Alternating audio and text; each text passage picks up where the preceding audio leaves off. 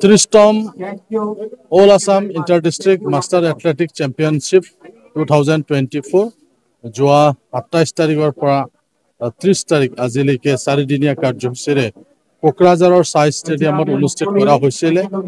ইয়াত মুঠ 1200তকৈ অধিক খেলুৱৈসকলে অসমৰ 32টা স্পৰ্টছ ডিষ্ট্ৰিক্টৰ পৰা ইয়াত অংশগ্ৰহণ কৰিছিলে। 35 বছৰৰ পৰা 95 বছৰলৈকে আমি দেখিবলৈ পালোঁ যে ইয়াত আমাৰ খেলুৱৈসকলে ইয়াত অংশগ্ৰহণ কৰিছিলে। এইটো আমাৰ কোকৰাঝাৰৰ কাৰণে খুব এটা সৌভাগ্য।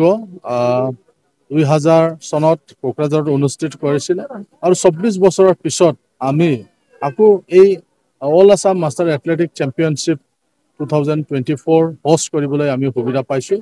তাৰ কাৰণে মই সন্তাক ধন্যবাদ জ্ঞাপন কৰিছোঁ প্ৰথমতে। আৰু এই 4দিনীয়া যি কাৰ্যসূচী সেইটো সুকলমে চলাই লৈ যাবৰ কাৰণে যিসকলে অৰ্গেনাইজিং কমিটিত বিভিন্ন পদবীত থাকি পেলাই আমাক সহায় সহযোগিতা আগবঢ়ালে তাৰ বাবে মই তেওঁলোকক ধন্যবাদ জ্ঞাপন কৰিছোঁ। বিশেষকৈ কোকৰাঝাৰ ডিষ্ট্ৰিক্ট স্পৰ্টছ এছ'চিয়েশ্যন তেওঁলোকক মই ধন্যবাদ জ্ঞাপন কৰিছোঁ। সকলো KDSৰ বিষয়ববীয়াসকলে তেওঁলোকে আমাক প্ৰথমৰ পৰাই শেষলৈকে তেওঁলোকে যথেষ্ট আমাক সহায় কৰিলে, তাৰ বাবে ধন্যবাদ জ্ঞাপন কৰিছোঁ। খেলুৱৈসকলকো মই ধন্যবাদ জ্ঞাপন কৰিছোঁ। খুব ডিচিপ্লিনেৰে 4 দিনৰ যি খেলৰ প্ৰতিযোগিতা আছিলে সকলো ক্ষেত্ৰতে তেওঁলোকে সহায় সহযোগিতা আগবঢ়ালে, তাৰ বাবে মই ধন্যবাদ জ্ঞাপন কৰিছোঁ। আৰু সকলোতকৈ ধন্যবাদ দিব লগাটো হ'ল BTRৰ সন্মানীয় চিফ প্ৰমোদ বড়ো ডাঙৰীয়া। তেখেতে যদি আমাক ছাপৰ্ট নকৰিলেহেঁতেন তেতিয়াহ'লে এই 4 দিনৰ যি কাৰ্যসূচী সেই কাৰ্যসূচীটো সুকলমে চলাই লৈ যোৱাত আমাৰ যথেষ্ট অসুবিধাৰ সন্মুখীন আমি পালোহেঁতেন। কিন্তু তেখেতে যি ধৰণৰ আমাক ছাপৰ্ট দিলে এইটো অনুষ্ঠিত কৰাৰ ক্ষেত্ৰত, তাৰ বাবে মই তেখেতক অন্তৰৰ ফালৰ পৰা মই ধন্যবাদ জ্ঞাপন কৰিছোঁ।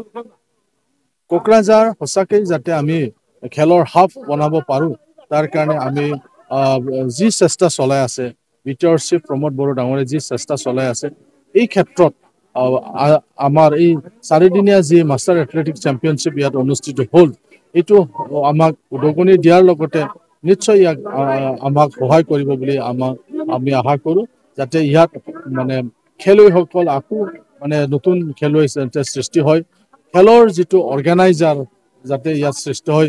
এই ক্ষেত্ৰত আমাৰ 27 তাৰিখৰ পৰা আজি অলপ আগলৈকে আমাৰ 30 সংখ্যক মাষ্টাৰ্ছ এথলেটিক চেম্পিয়নশ্বিপ কোকৰাঝাৰত অনুষ্ঠিত হ'ল আৰু বৰ সুন্দৰভাৱে ইয়াত অনুষ্ঠিত হ'ল। আমি খুব ভাল পাইছোঁ আৰু খেলুৱৈসকলৰ লগতে ইয়াৰ অৰ্গেনাইজিং কমিটিৰ তৰফৰ পৰাও আমি যথেষ্ট সহযোগিতা লাভ কৰিছোঁ, তেখেতক সহায় পাইছোঁ।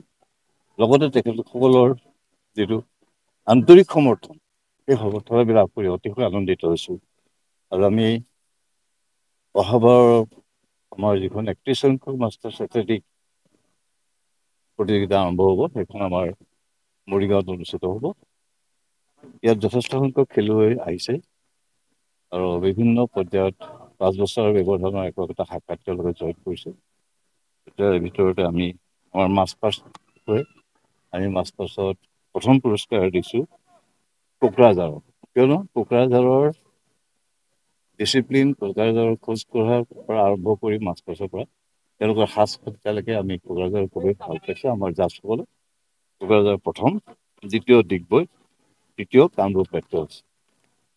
ঠিক সেইদৰে বেষ্ট টিম হিচাপত প্ৰথম হৈছে মৰাণহাট, দ্বিতীয় চিলাপথাৰ আৰু তৃতীয় ডিব্ৰুগড়।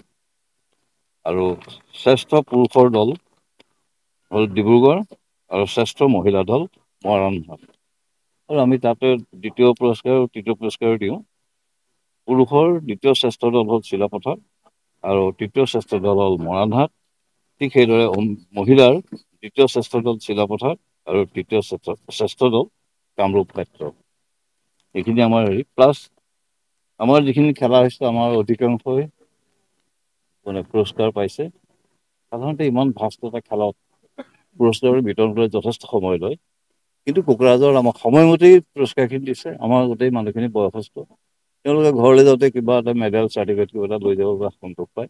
আৰু সেইটো আমি কোকৰাঝাৰত আমাৰ এই উদ্দেশ্যটো আমাৰ ফুলফিল হৈছে।